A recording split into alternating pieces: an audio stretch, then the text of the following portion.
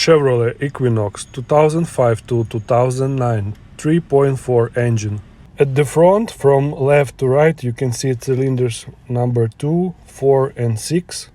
And at the back, from right to left, you can see cylinders number 5, 3 and 1.